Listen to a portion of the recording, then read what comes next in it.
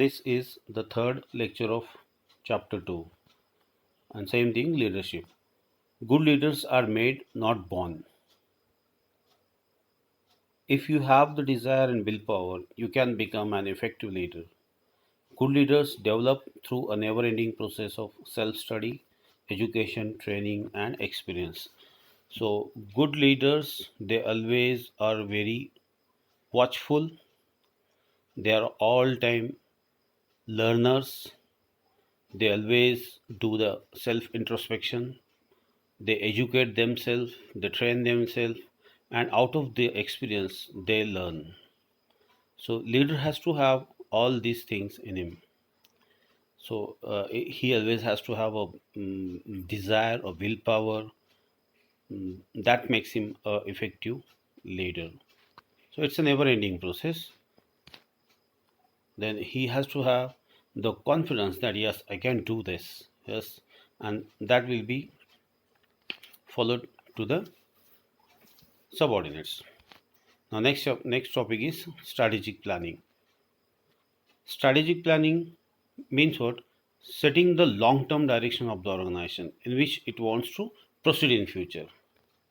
So, strategic planning is vision of the future. So, what a company wants in the future, how it wants to grow, and what it sees in the future. So, strategic planning is nothing but setting a long term goal. Suppose say now it is 2020. So, what we want to become in 2030, 2040, and setting up some goal and which we will reach in 2030. So this planning and this type of strategy making is called as a strategy planning. Strategic planning can be defined as the process of deciding an objective of an organization, on changes on this objective, on the resource used to attain this objective, and on the policies that are to govern the acquisition, use, and disposition of this resource. Now, as I said, suppose a company is manufacturing 1 lakh tablets in 2020, and it plans that in 2030 we will manufacture 2 lakhs. Then how we will manufacture 2 lakhs? Now this strategic planning is made. A goal is set that in 10 years we will double our sale, or we will double our manufacturing. And now for that, for doubling the manufacturing, what are the resources required? What are the machineries required? What is the manpower required? How much is the fund required? Then how we will expand our business, how we will go to the customer, and how we will increase our sales. So these all things they come in the strategic planning. Example is given here: planned growth rate in sales, diversification of business into new lines, types of products to be offered, and how we will manage all this. Now, strategic planning process, 7 steps to strategic planning. There are 7 steps to strategic planning. In order to integrate quality with the strategic planning process, a systemic and sequential procedure has to be adopted. So, these are the 7 steps which are involved in making the final strategic planning of an organization. Step 1: Customer needs. The basic step in the identification is the identification of customers and their wants, the needs. Now, the first step is customer needs. So, what a customer wants, first identify the customer needs, and then an organization must seek its customers' requirements, expectation, and assess future trends before developing a strategic plan. So, what is the need and what is the expectation of customer? And then in 2020, we are deciding this something in 2030 will manufacture. But before that, we have to collect the data of customer uh, uh, customer expectation, and then how the business will turn in the coming 10 years. Even that thing also we have to keep in mind, and then the customer data. Now second is customer position. The second step requires the planners to determine its positioning with regards to its customers. Various alternatives such as whether the organization should give up, maintain, or expand market position should be considered. In order to become successful, the organization should consolidate its position in its areas of excellence. For example, Bata is known for shoes. So that is the area of excellence of a Bata company. So Bata company should focus mainly on the area of excellence. At the same time, if they want to expand also, in that also they have to consider the expectation of their customer. What the customer expects from their company, and that thing is very important. And then the customer position. The third is predict the future. Next, the planners must predict future conditions that will affect their product or service. Now, whatever the service, whatever the product we are offering to the customer, now the planners must predict the future condition. Now, 2020, suppose say what is the average sale of the shoe making company? If it is for shoe making company, average sale of the shoes in 2020, and how the market will change and in 2030.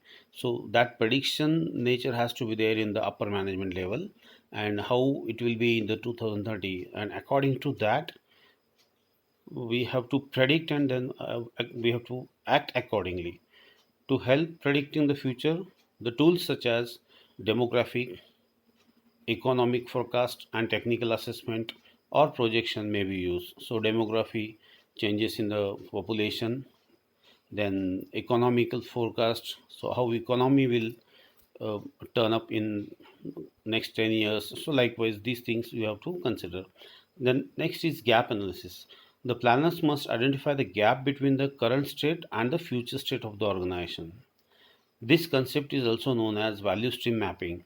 For identifying the gaps, analysis of the core values and concepts and other techniques may be used. So gap analysis means what? What we are today and what we will be in 2030, and then what is the gap? I mean, with this space, if we go, and where we will reach, and that gap has to be closed. So, for example, in final year, you are learning theoretical year. So, of course, this knowledge will be helpful in industry, but industry is advanced now, and industries they go with the pace of the market. So, latest technology is developed, and that is implemented and that is executed in industry, which is not a part of your syllabus. So, there is a gap between the theory which students learn in the classroom, and when it comes to the actual practical implementation of the knowledge, they find it somewhat difficult. So this is a gap in the learning and implementation. So this kind of gap has to be first analyzed and find out, and then next step is closing the gap. Now the planner should develop a specific plan to close the gap. So for example, now for students, this is a gap. Okay, theory whatever you learn here, that may not be much helpful when it comes to the practical implementation in the industry.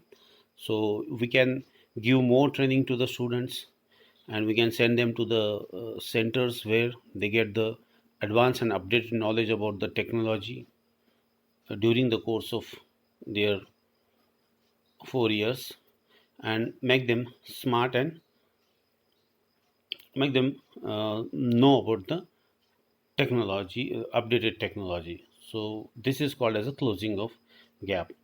Then this process is also termed as process improvement. By assessing the relative importance and relative difficulty of each group, planners can close the gap. Same way, we have to train the people so that the gap will be closed. Next is alignment, sixth step. Now the revised plan Now, the revised plan should be aligned with the mission, vision, and core values and concept of the organization.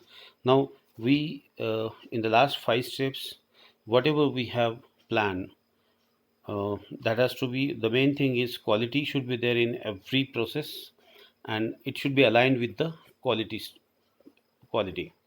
Now, whatever the vision and mission and core values of the organizations are there, that these strategic new plan should align with those mission and vision of the organization. Then seventh step is implementation. Simply whatever we have planned, now you have to implement it. In order to implement the action plan, resources must be allocated to collecting data, designing changes, and overcoming resistance to change. So whatever the problem they come for the implementation, that has to be rectified and sorted out. Also, The planners should monitor and assess the result of strategic plan. Then after implementation, how the plan has really turned up, and what are the problems regarding the implementation that has to be sorted out. Since quality is a continuous improvement process, one has to reassess and renew the strategic plan periodically. So it's not like once we have a plan, we have come up with the strategic plan, and it should remain forever, because market is changing every day. So there will be a continuous change in the process and continuous change in the planning as well. So accordingly, we should make ourselves flexible that whenever there is a change in the market, the planning should be changed accordingly. So it is a cyclic process. Here, these are the this is how the strategic planning goes: customer need, customer positioning, predict the future, gap analysis, close the gap, alignment, implementation, then reevaluate and review. Okay, we'll stop here.